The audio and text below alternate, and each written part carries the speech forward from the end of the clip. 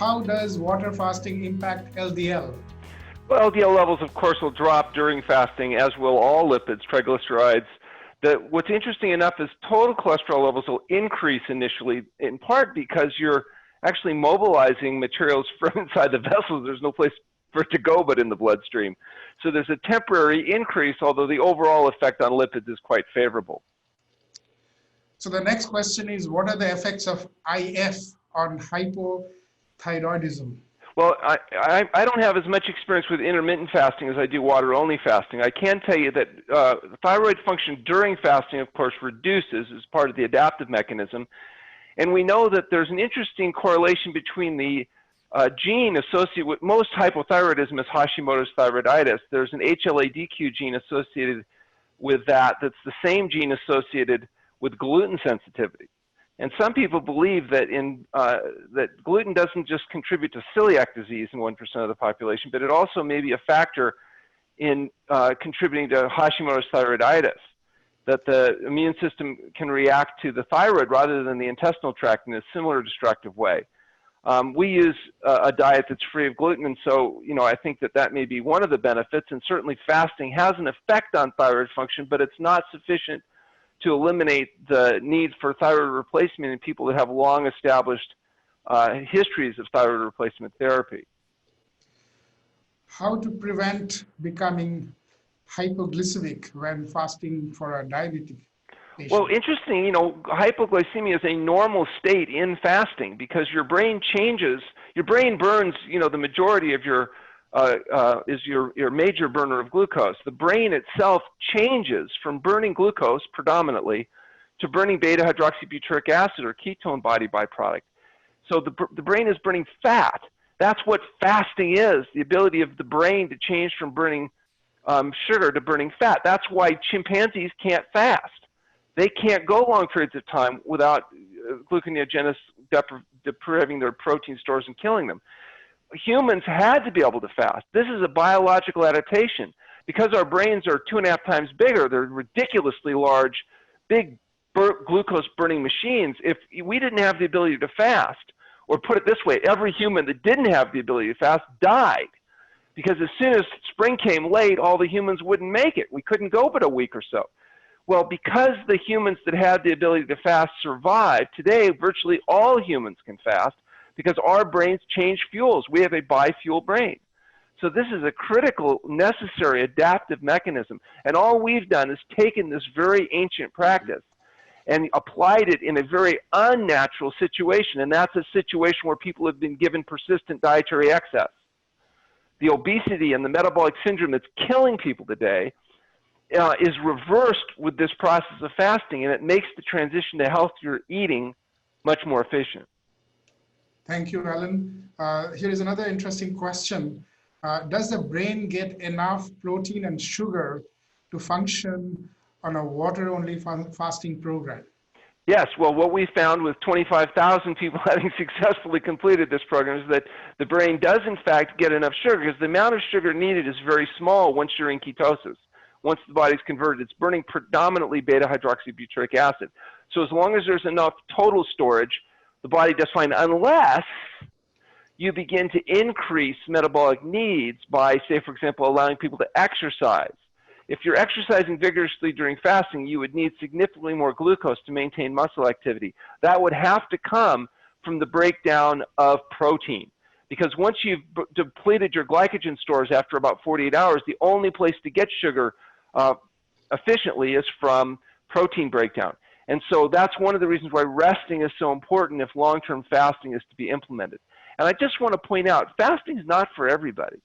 There are many individuals and conditions that fasting would not be appropriate, not the least of which is people on medications that can't be safely discontinued. So I'm not suggesting fasting is the answer for everybody, but for people that have metabolic syndrome and are dealing with these oftentimes very serious disorders, this is a safe and effective way, when it's done properly, to give the body a chance to do what it does best, and that's heal itself. What is the relationship between exercise and fasting? And can you exercise vigorously while fasting? No, you can't. You shouldn't exercise vigorously when water fasting because of this gluconeogenesis problem, this protein mobilization. But what we do allow is gentle. You can do yoga, meditation. You can do these types of gentle activities, but you wouldn't do, you know, that's not the time to do your Kundalini yoga and stuff like that. Is it okay to do vigorous exercise after consuming plant-based diet? Well, yes. I mean, once you're back on your whole plant food diet, vigorous exercise is a critical part of health. Health results from healthful living. That's diet, sleep, and exercise. That means a whole plant food diet that's free of salt, oil, and sugar, regular, consistent exercise, walking, hiking, biking, swimming, stretching, yoga, this type of thing, and generous sleep. One of our most important activities is sleep. And we need to get enough sleep so we can wake spontaneously feeling refreshed. If you get good sleep, good exercise, and an appropriate diet, the body heals itself. How is the gut biome fed on water-only fast? And are very good question. Resistant? Yeah, and are there resistant starches used for that purpose? Yeah, there's a profound reduction in total gut microbial load, and what we believe is happening. In fact, we've done the first study looking at long-term fasting and the gut microbiome. We did it with Luigi Fontana from Washington University, and actually the results of that study, I have not seen the data yet, but what we did is we took patients, went through 21 days water fasting, and looked at the microbiome before and after, and they were doing really sophisticated breakdowns of the 1,000 strains of bacteria and looking at the changes. But again, I haven't seen the final data, but what we believe is happening based on what we see clinically is that there's a rebooting. It's like taking a corrupted hard drive and turning the computer off, and you turn it on, and there's a complete recalibration that seems to be happening. And these conditions like ulcerative colitis and Crohn's disease, these conditions respond very dramatically. And so we believe that part of the reason they're responding is because you're starting to get back your normal gut microbiome. And then we go on this whole plant food, plant-soluble rich fiber diet, and it seems like it's effective at resolving these issues. And we'll know more once we get some of our actual data back. So we have another question which says, what are the optimum types of protein for people that are engaged in an hour or more of exercise, jogging, etc.? Well, the best source of protein is plant-based proteins. The quantity and quality of protein that you need, including the amino acid breakdown, is best provided by a diverse plant-based diet. There is no need to use animal products in order to meet the quantity or the quality of our protein needs. Okay, so here is a tricky question. It says, I like milk with my tea in the morning. What is the maximum milk that I can take? Right. Which I will still be considered IF, 1 teaspoon or, you know, half a teaspoon? Well, fortunately, probably the most obnoxious food that humans eat in industrialized countries is dairy products. In my opinion, it does more damage than any other single food. And so fortunately, in our approach, we wouldn't be using milk at all, and so you wouldn't have to worry about that question. Great. So the other one is a very fundamental question about fasting. What do you think about fasting without water?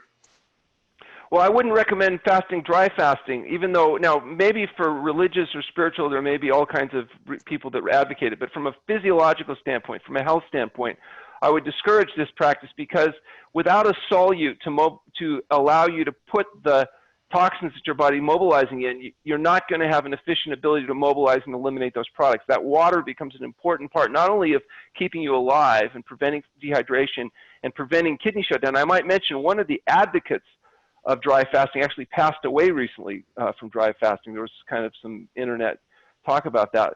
Because if you go on a dry fast for too long a period of time, what will happen is you can shut your kidneys down. So we don't consider it physiologically sound. We don't consider it a health-promoting practice. If it's done for spiritual reasons, that's not my domain, so I wouldn't know how to advise about that. But from a physical standpoint, we recommend adequate water intake. And that, in our clinic, that means we're monitoring urine and specific gravity, but normally it's going to be at least 40 ounces of water a day, as much as twice that in order to maintain a balance. This is a bit of a medicine-related question. When you start the supervised water fasting, do you continue the medicines that patients have been prescribed for over years? Or with water-only fast, do you also prescribe those medicines, or they have to forego during that phase? Yeah, that's a very important point. What happens when patients come to True North Health Centers, they're always working with one of our attending physicians. We review the full medical history, physical exam, laboratory work, and the first step is to wean off the medications, with the exception of some rare, true hormone replacement therapies, thyroid replacement, et cetera, may be the medications have to be modified, but they can be used with fasting. All other medications are discontinued. Now, what's exciting is that most people are medicated not for their condition, but for their diet. And the moment you change their diet, the need for medication begins to drop. And most of our patients, for example, the hypertensive patients, we can wean off their blood pressure medications within a few days of diligently applying a whole plant food SOS-free diet. And then we'll go into fasting, and the fasting has a much more powerful effect on their blood pressure than their medication ever did. So it's very important that these medications be first weaned down and then we introduce fasting. We may go through modified fasting, juice fasting, or just careful eating initially in order to safely withdraw those medications. If you can't safely withdraw a medication for some reason, then we would do a modified fasting regime rather than a water-only fasting regime. This is a bit tricky question. Which is more effective, water-only fasting or fast mimicking diet? Well, water-only fasting has a profoundly geometric increased impact. That's why they call it a fasting mimicking diet. It's trying to mimic the effects of fasting. But fasting mimicking diet may be infinitely more practical because it can be done on an outpatient basis with the supervision of a doctor. It can reach massively more people. Not everybody is a candidate for water-only fasting. Not everybody needs water-only fasting. And so the fasting mimicking programs, I mean, Dr. Longo has 10,000 medical offices using his approach to fasting mimicking diet. He's going to reach massive numbers of people.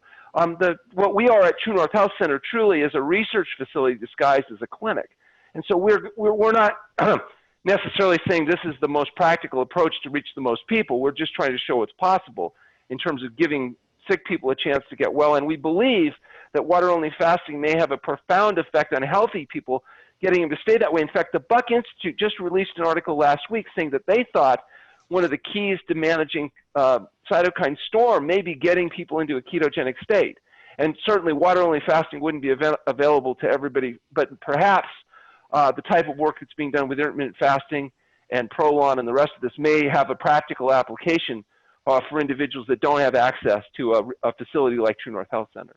Is it okay for someone with post-heart attack related medication to go for water-only fasting? Well, there are some heart medications like anticoagulant therapy, for example, that you wouldn't discontinue, certainly not arbitrarily, because the risk of stroke would be significant. If a person's had a pulmonary embolism, myocardial infarction, a stroke within the last year, we don't use water-only fasting, not until they're able to safely be stabilized off these medications.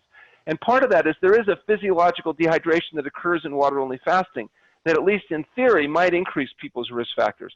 Anticoagulant therapy is the same thing. You don't just discontinue anticoagulant therapy because the risk of stroke would be very real, and the profound effect of stroke is so great that the risk-reward ratio would not be favorable. There are many conditions, severe kidney disease, where you wouldn't, if a creatinine level is over 2.0, we don't use water-only fasting. It's one of the reasons why it's very important that before water-only fasting be considered, a proper history exam and laboratory evaluation be done so that only people that are good candidates for fasting do that. That's also one of the reasons we offer free phone conversation with me to anybody that's interested in finding out is fasting appropriate for them. They can submit their medical history to us without any cost. I'm happy to tell them whether this kind of approach might be worth discussing, and we can hook them up with, whether it's at the True North Health Center or one of the other facilities around the country that does fasting supervision. We can hook them up with a doctor that is familiar with these things, and or they can use our phone. We have our attendings are available through phone consultation as well. If they need to get into detailed health consultation with a doctor that's not an idiot, they can utilize one of our attendings through our telemedicine telehealth system. But we do offer free phone conversation with me to anybody that's interested in knowing if this type of an approach is appropriate for them. Well, that's very useful to know, Alan. Thank you.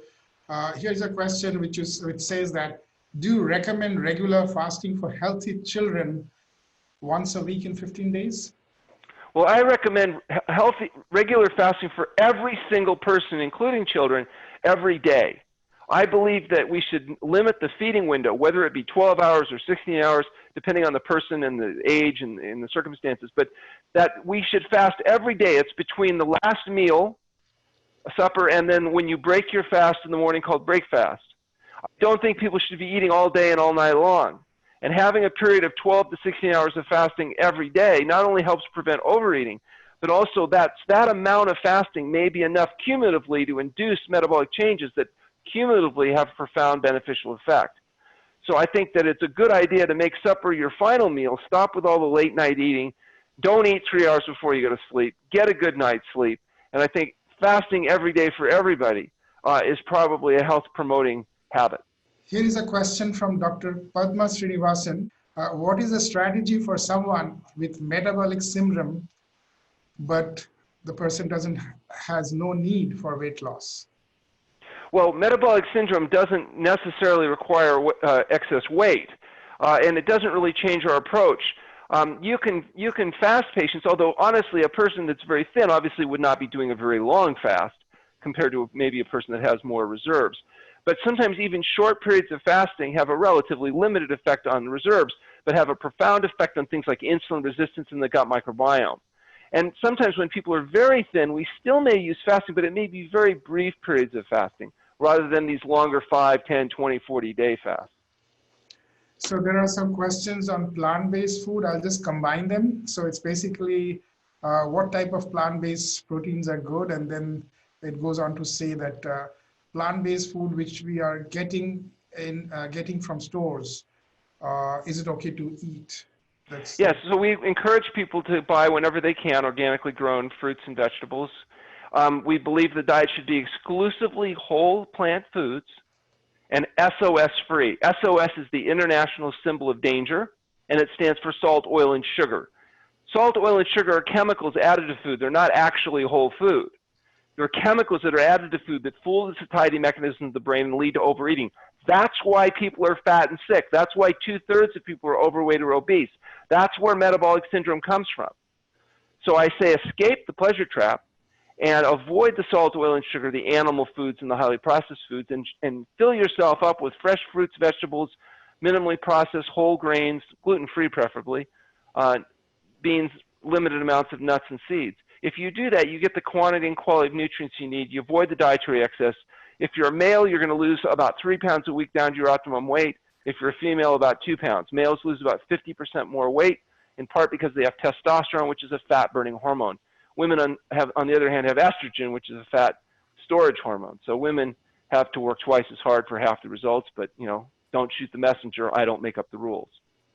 Is juice fasting, where we consume green juices and veggie juices, safe for everybody? And which individuals should not attempt such a regimen without medical supervision? I would agree that we want to minimize the amount of fruit in juices when we're doing juice fasting. The goal when we're doing juice fasting, we want about 600 calories a day to come in. And the reason is that's enough sugar to maintain the primary brain needs in a resting state. And that avoids the gluconeogenesis. There's other approaches that are used to ensure that sometimes the calories will come in from higher fat foods or products like Prolon. There's different ways to do this. My real expertise is in prolonged water-only fasting.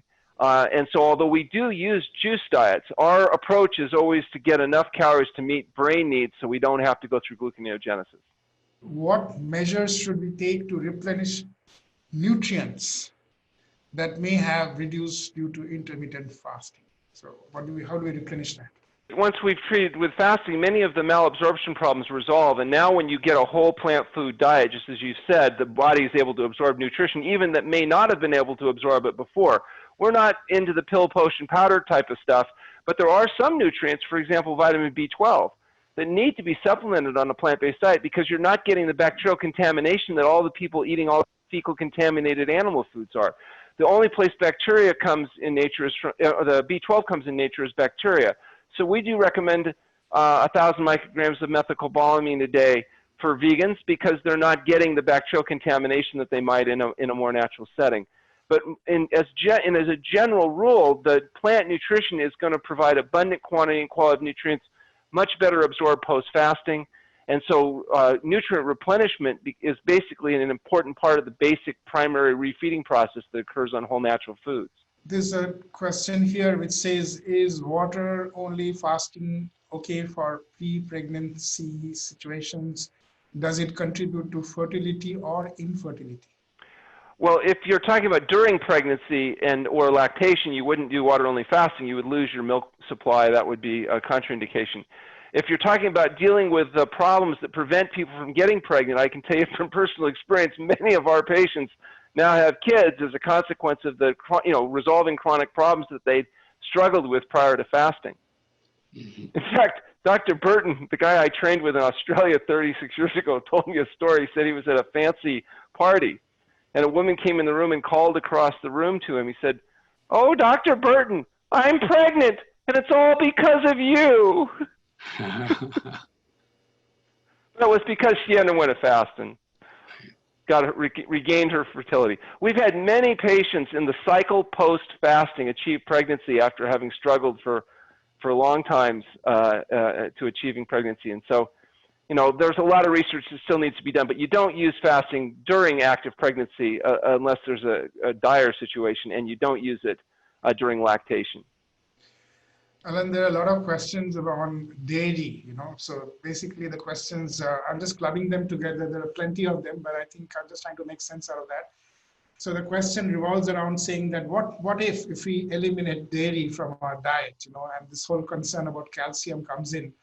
And then the other part of it is that, we switch from dairy to something else. What would you suggest with so much of alternatives in the market, oat milk and rice milk and almond milk? So yeah. What would be your favorite, or what would your recommendation, or are you neutral?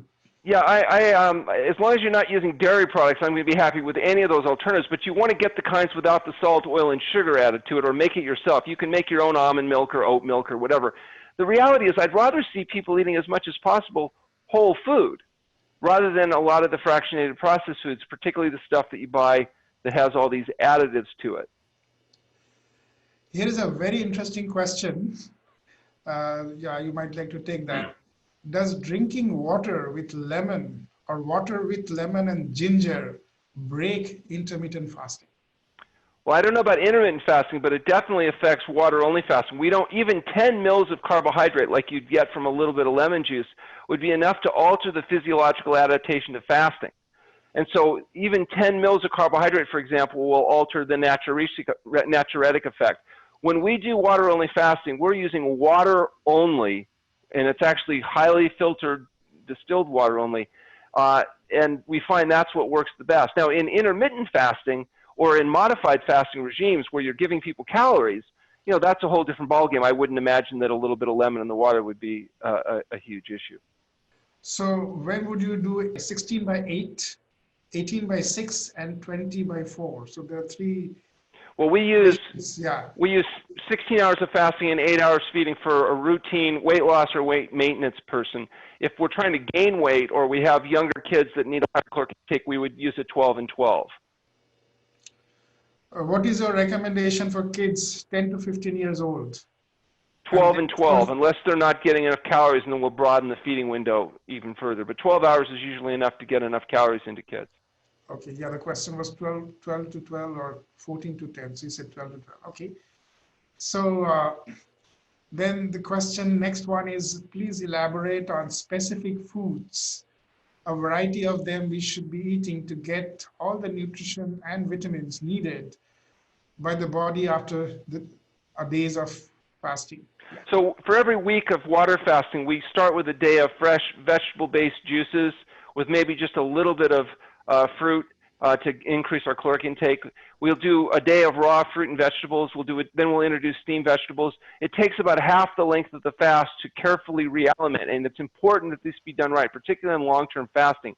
When you start getting into these 20, 30, 40-day fasts, too rapid a refeeding can result in refeeding syndrome and could even be fatal in extreme cases. So appropriate refeeding after prolonged water-only fasting is a very important part. We will never enter into a fast unless we have a period of half the length of refeeding be done in a controlled, medically supervised setting. And that's how we've managed to do 25,000 of these patients over 36 years without inducing refeeding syndrome or getting into any kind of outcomes of that nature. Can a person with type 2 DM do intermittent fasting? Yes, in fact, type 2 diabetes is one of the conditions that we have the most experience in managing. Fasting reduces insulin resistance. And so for patients that are producing insulin, In other words, if their C-peptide suggests they're making insulin, it's very likely that they can achieve dramatic improvement and in many cases normalize blood glucose without the need for medication. Now, sometimes you do have to modify the dietary regime further to limit even fruit intake and others, especially fruit juices and things like that, in order to maintain good glycemic control. The HOMO-IR is temporarily increased initially after water-only fasting, so refeeding is critically important to be controlled in diabetics. And then we're doing a study right now that looks at HOMO-IR at 6 weeks post-fasting. We know that or we suspect that it comes down and improves dramatically because of what we see clinically. But we just finished a study with the Mayo Clinic that looks at body composition changes in fasting. This paper's in review right now, about 2 months in. It hasn't been published yet. But it did show an initial increase in HOMO-IR when you first come off water-only fasting. And we believe that there's a rebound effect that, and now the study we're doing right now looks at that same variables, but at 6 weeks post-recovery, where we expect we'll find it significantly reduced. So anyway, the point is that there's big dynamic changes that occur in fasting. There's been very little research done on it. A lot of what we're doing is really virgin data. And I'm excited that now some of these big name research facilities are actually collaborating with us because we're one of the few places that have data on long-term water-only fasting. We also have our own research laboratory now. We can extract samples. We can freeze them at 86 below. We've got refrigerated centrifuge and all that stuff. We've also got an affiliated IRB with federal-wide assurance, so those studies can be approved by people that are familiar with fasting, which is a pleasant change from the past. And we have a research team. We have Dr. Tasha Myers, who's a PhD postdoc from Columbia, who's brilliant, and another PhD and another MD that have joined our full-time research staff. So we're really putting ourselves in a position to take a look at these biological and biochemical changes that are occurring in fasting and hopefully be able to disseminate that research through our website. Fasting.org is a fasting compendium website where all this information will be shared. Does BPH client benefit from water fasting? Benign prostatic hypertrophy with long-term water fasting sometimes does have a profound effect, and particularly on the, people frequently will go where they're waking up every hour. By the time they're done fasting, they'll be waking once or twice a night, and that's the routine, not the exception. Actual enlargement itself can reduce, although sometimes that does take longer fasts or multiple fasts to get significant measurable changes. But the symptoms that drive people crazy with BPH are often profoundly affected during fasting. Okay, the next question is, I'm healthy with no known medical problems. Would a water-only fasting be helpful to me? I believe so. I think we're going to find that the people that get the most benefit from fasting are actually the healthy people using it preventatively. I and my staff all fast for a week or so a year just as a preventative measure. We're doing a study that will start in 2021 that's looking exactly at this variable, looking for reliable biomarkers, including some exotic biomarkers, including things like the number of mutations inside B lymphocytes and the response of cytokine response and the measures that predict that in healthy people. Because what we believe we're going to find is those markers of health are enhanced with a whole plant food diet and enhanced further with fasting. We can't prove it yet, but that's exactly the question that we're answering. In the current environment with COVID, for example, where you have some people getting infected and not even knowing they have it or it's very mild, and other people having terrible, devastating, or deadly effects, you have to start asking, why is it that some people are dying from this and other people are, recovering as they would from other, serious infections? And one thing that seems to predict death appears to be metabolic syndrome itself. So the overweight, the diabetes, the cardiovascular disease, some of the medications associated with it. My opinion is that, yes, we should avoid exposure to infectious agents by washing our hands and wearing masks and doing all the things that are being advocated.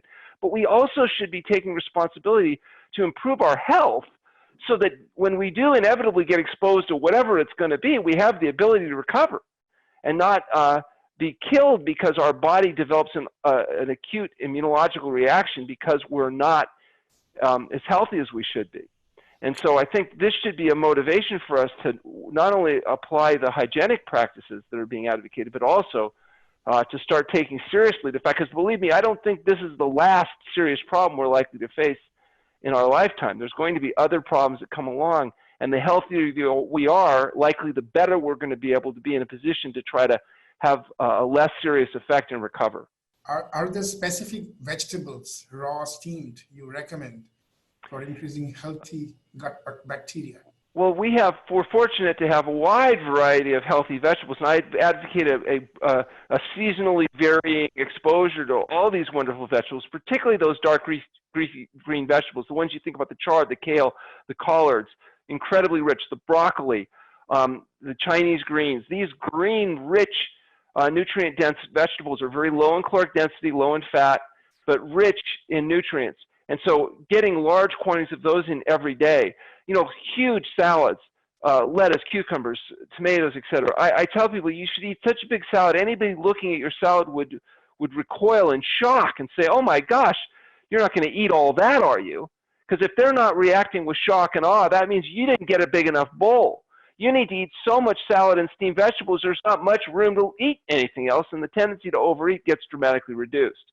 So lots of salad and steamed vegetables, enough complex carbohydrates so you don't get too skinny, an ounce of nuts or seeds a day, and avoid basically everything else. I tell my patients that one way they can tell if they should have something is to look at it and go inside themselves and ask themselves quietly, do I really want and need whatever it is? And if the answer is truly yes, you know.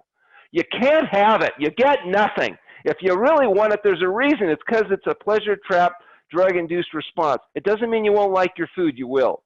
But you're never going to wake up at night and have to rush down to the store because you ran out of something. You can wait till the morning. If it's so urgent that you can't wait, usually there's a reason.